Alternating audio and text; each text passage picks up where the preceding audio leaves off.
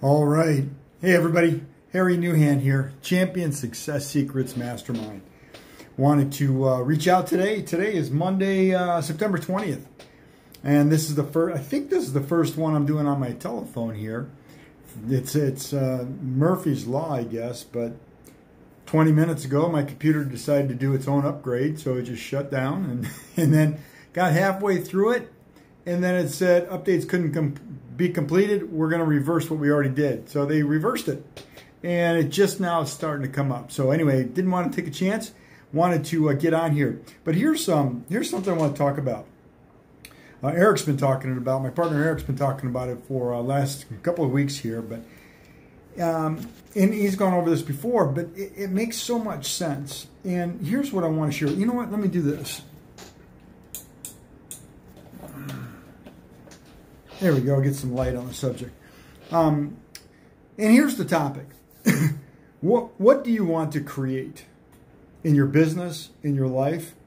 And then the other side of that is what are you or have you been creating? So what's your vision? What do you have a vision? Or are you just going day after day after day after day? Hey, Richard, thanks for coming on here today. So having a vision is important. People talk about, having goals and having, write it down. There's no question goals are important and writing it down is important. You got more of a likelihood of getting it done if you write it down and having something to shoot for. But let's go a little bit bigger. What's your vision? Where do you see your life going? What do you want to create? Ultimately, what do you want to create? I see so many people that just go through the days after day, after week, after month, after year, and I'm grateful for in my late 20s, early 30s. One of my mentors said, there's a lot of options we have in life. Pick something that you love. Pick something you love to do, because what you don't want to do is get stuck in the trap. And I'm thinking to myself, okay, what's this trap? And he said that the number one thing that he felt at that time, this was several decades ago, but he said the number one thing at that time that prevented most people from becoming financially independent, from becoming wealthy, becoming rich, and not just money, but all kinds of things, lifestyle and giving back and doing things for other people. He said one of the number one things is a $40,000 a year job, 8 hours a day, 40 hours a week, 20 years, with benefits. He says you get caught in that trap. Pretty soon you get married, you have kids, you got a house, you got a mortgage, and it takes away it creates a fear to do something else. It creates a fear to take a little risk. You get fear to go on the next step. And I want to encourage you, not so much for risk, I want to encourage you to look beyond. Create that vision. Write it down. What is your vision? What do you want to create with your family? What do you want to create with your life? What do you want to create with your business? Do you want to own real estate? Do you want to own stocks? Do you want to own a great portfolio? Do you want to have fancy cars?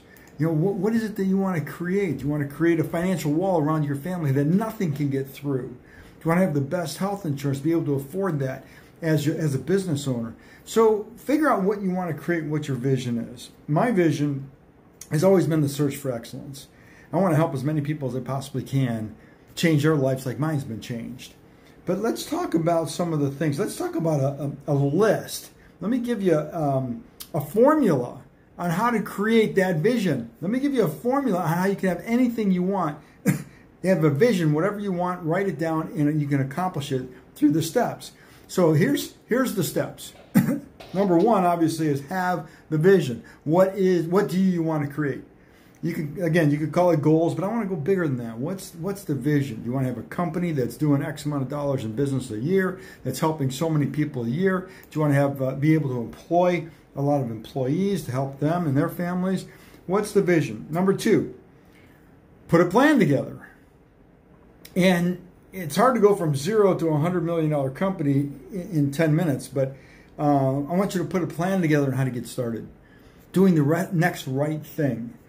Income producing activities. What's the next thing? What's the plan?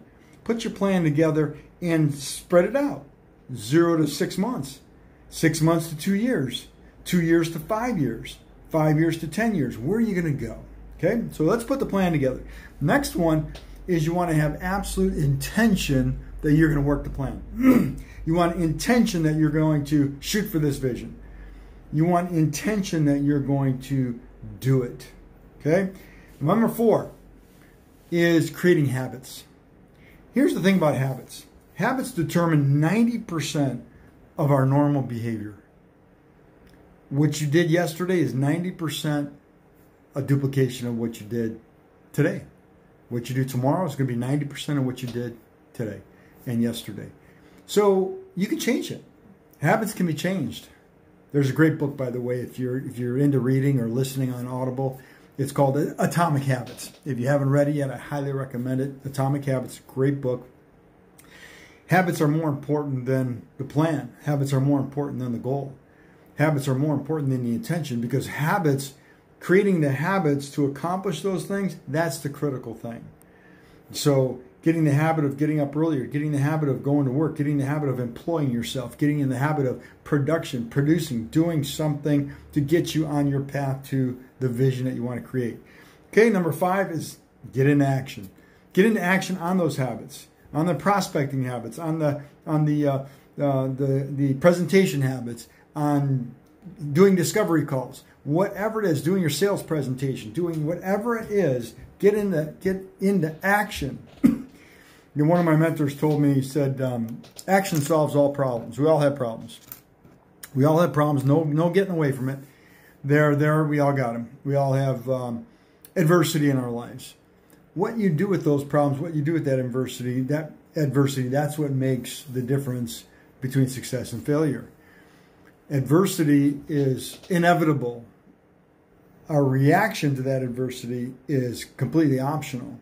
Are you going to react, or are you going to learn how to respond? So getting into action with your habits, getting into action. He said that, again, action solves all problems. He said it solves your problems, because day to day we have problems. Getting into action solves those daily problems.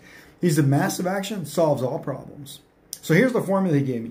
So if you focus 90% of your time on the solution, instead of 95% on the problem, all your problems will be solved. Because here's the oxymoron.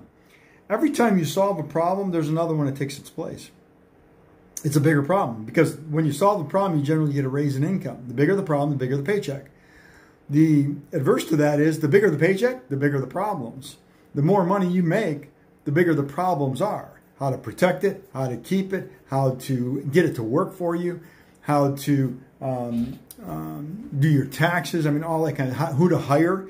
It creates a whole new set of problems. But if you learn how to create a pattern of solving those problems, of responding instead of reacting, the problems go away and you get a raise in income. Then you get another level of problems you solve, you get a raise in income. So you get a raise every time you solve a problem. For example, solving the obesity epidemic in the world, or in the United States, is a huge problem. The people that are in that industry that have solutions to that make fortunes. But it's a different kind of a problem than how you're going to get your grass cut this week. They're both problems. Who's going to cut my grass and who's going to solve it? But the bigger the problem, the bigger the paycheck when you solve it. So that's one.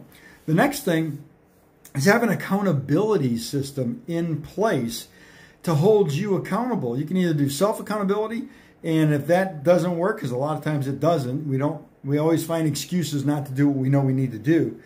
Not always, but most of the time. Otherwise, we'd already be where we want to go. So accountability. Who's your accountability partner? Who do you have? Now here's something. I recommend that find someone to work one-on-one with on something that you want to get better at. So if you want to get better at organizing your business, then find someone that's willing to work with you on that. If you want to get better at your finances, find somebody that. If you want to get better at budgeting your bills, find someone that already knows how to do that. Whether you know somebody or whether you have to hire somebody, find somebody that already knows and get one-on-one help with something that you want to get better at, something that you want to get good at, no matter what it is. There's always somebody out there that has been where you're at. That's why YouTube has been such a huge success, because so many things we can just pull up a YouTube video and learn how to do it. I have a little sports car. It's been in storage for the last 6 years, and I pulled it out this year for the first time in 6 years. And it's convertible. And it has a hard top. You take the hard top off, and then the convertible, the soft top is supposed to come up. Well, my motor was running, but the soft top wouldn't come up. So for a month, I had it in the garage, and I only drove it on sunny days. And I called a couple places, and they wanted $120 an hour just to look at it and find a solution for it. And they wanted the car at least 2 weeks so that they could take their time doing it. I said, well, maybe I'll do it in the winter time when I'm not wanting to drive the car.